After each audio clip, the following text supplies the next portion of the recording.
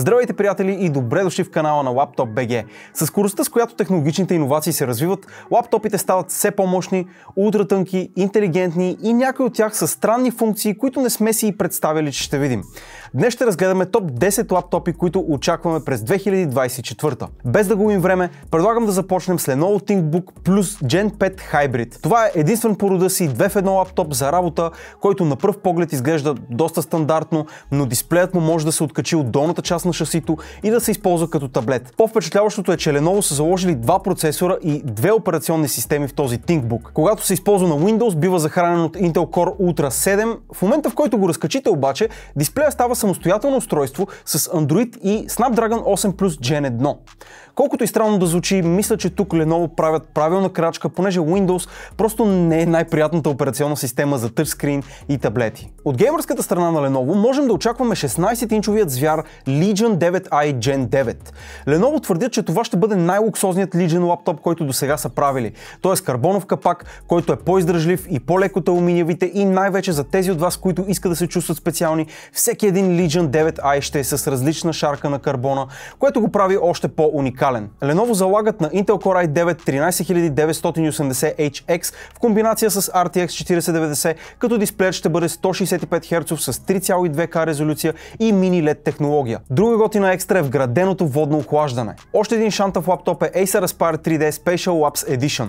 Това устройство е пригодено за стереоскопично 3D съдържание и работа, без дори да са ви нужни 3D очила, каквито носите в киното. Тук Acer използва технология за проследяване на очите, която позволява този ефект да бъде видим. Благодарение на приложенията Spatial Labs Go и Spatial Labs Player ще можете лесно да превърнете нормално 2D съдържание в 3D изживяване. Като хардуер Acer са заложили на i7 13620H и RTX 4050. Да, все пак е лаптоп от Aspire линията и не очакваме да бъде в супер скъпия ценови клас. Това може би е един от големите му плюсове, нова технология, която няма да бъде безбожно скъпа. Следващите модели, които искам да ви покажа, са новите попълнения в Asus ROG линията.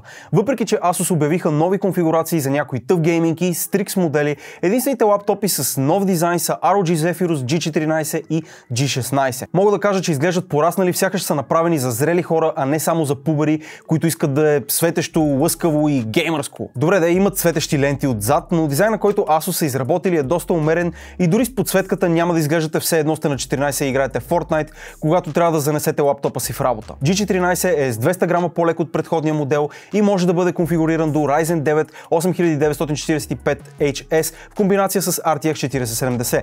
Това са и първите ROG лаптопи с OLED дисплей, като при 14-ката е 120 Hz с 3K резолюция. По-големият G16 е с 450 грама по-лек от миналогодишният вариант и ще бъде базиран на Intel процесори до Core Ultra 9 с RTX 4090. Странното е, че при по-големият модел ще имаме дисплей с по-ниска 2,5K резолюция, но за сметка на това 240 Hz опреснение. От Asus винаги можем да очакваме всичко на технологичното шоу CES, но тази година представиха нещо, което първоначално бихме си казали, че е просто поредният ZenBook от Asus. Само че в момента, в който премахнем клавиатурата и отдолу ни чака втори 14-инчов екран, направо ни пада ченето. Това е Asus ZenBook до 2024. Лаптоп с два идентични 14-инчови 3K дисплея и 120 Hz опреснение. Той има и вградена стойка, за да стоят и двата дисплея изправени, когато го използвате в такъв режим, и най-якото е, че клавиатурата е на батерия и може да се използва безжично, когато е разкачена. Това би ни дало почти десктоп изживяване на преносимо устройство, просто защото можем да отдалечим или завъртим спрямо дисплеите и да поставим където ни е удобно. Тя се захваща с магнит върху долния дисплей и също така се зарежда през цялото време, когато е там. Тялото на ZenBook може да се завърти и в портретен режим и да се използва по този начин, ако това е по-удобно за вашата работа. Също така трябва да отбележа, че тежи едва 1,5 кг, а дебелината му, като за нещо, което крие дисплей под клавиатурата си, е само 2 см. Asus ZenBook Duo е едно от най-яките устройства, които нямам търпение да пробвам. Отиваме към следващия геймърски звяр MSI Titan 18HX. Ако искате да си личи, че сте геймър и да имате най-мощната машина на MSI, това е вашият избор. В сърцето на Titan 18HX се крият мощен Intel Core i9 14900HX и RTX 4090. Трудно може да стане по-геймърско с механичните Cherry MX-ове и RGB Haptic Touchpad. Да, светещият тъчпад дига FPS-а почти двойно. Може би някой от вас по името се досетили, че тук става въпрос за 18-инчов 3,6 кг убиец на противници. Това прозвуча се едно го представям преди да излезе на ринга. Но за такъв голям дисплей MSI са се подсигурили и с висока резолюция. 4K мини LED панел с 120 Hz, готов за Wi-Fi 7, но дали вие сте готови да го мъкнете на различно място от масата ви в хола с тези размери и тегло, вече е отделен въпрос. Големият звяр на MSI обаче не е единственото интересно нещо от тях тази година. В бюджетния ценови клас те представиха компактния 14-инчов геймърски лаптоп MSI Cyborg 14. Специфичното за него е, че има полупрозрачна пластмаса отстрани и отдолу на шасито, както и на W, A, и D и Power бутона. Той има агресивната геймърска визия, която обикновенно върви ръка за ръка с високото тегло, но с 14-инчовият си размер и тегло от едва 1,6 кг, MSI Cyborg 14 разбива доста от митовете за стандартен геймърски лаптоп. Нямам търпение да го пробвам, когато дойде на нашия пазар, просто защото звучи като добро и достъпно устройство, което много хора биха могли да си купят. Отиваме към нещо малко по-познато за повечето работохолици, новите Dell XPS 14 и 16. Дизайна, който видяхме миналата година в 13-инчовият им модел, вече е наличен и за по-големите варианти.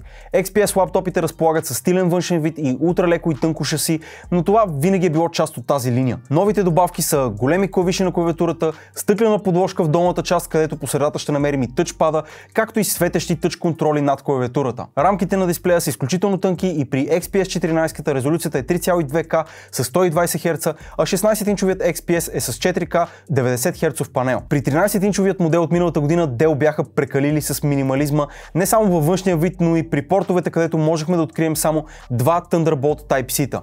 Тук и при двата варианта имаме 3 на брой USB Type-C Thunderbolt порта, което е малко по-щедро от тяхна страна и ще позволи повече гъвкавост при работа. Не трябва обаче да забравяме и геймърския бранд на Dell Alienware.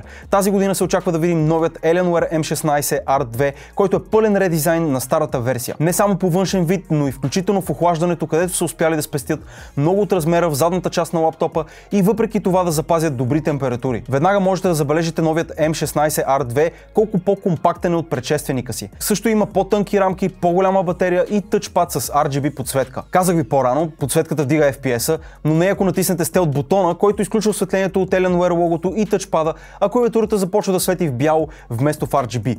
Супер, ако искате да седнете в Starbucks и да свършите някаква работа, без във ъгъла малките осмокласници да ви се присмиват, сочейки ви с пръст и показвайки неуважителни жестове. Alienware M16 R2 ще бъде наличен с Intel Core Ultra 7 и до RTX 4070, като дисплеят му ще бъде 16-инчов QHD с 240 Hz опреснение. Тази година HP представиха един геймърски лаптоп, който ако изключите подсветката на клавиатурата, съвсем спокойно ще изглежда като работен лаптоп за тежки задачи. Това е HP Omen Transcend 14. Но защо да изключвате подсветката, като това е най-забележителното нещо във визията тук? Обикновено при повечето лаптопи само буквите светят, но в този Omen имаме така наречените пудинг клавиши от HyperX, които изглеждат просто уникално. Защо обаче казвам, че би бил супер за работен лаптоп? Omen Transcend 14 е ултра тънък и супер лек, с тегло от едва 1,6 кг и въпреки това може да се конфигурира до Intel Core Ultra 9 и RTX 4070. В комбинация с прекрасен 14-инчов 2,8K OLED дисплей с 120 Hz и супер точни цветове, ще можете не само да играете, но и да работите върху веб дизайн или видеообработка без никакви проблеми. Това бяха 10 лаптопа за 2024 година, които създадаха най-силно впечатление поне в мен. Силно стискам палци всеки един от тях да се предлага на нашия пазар и съвсем скоро да можем да се насладим на техните иновации, функции и мощност. Аз бях Боби, не забравяйте да се абонирате за канала на LaptopBG и ако сте обмислили да си купувате лаптоп, защо пък не някой от тези, които споменахме в това видео, изгледайте ето това видео тук, където ще ви помогнем да си изберете по-лесно лаптоп. Чао и до следващия път!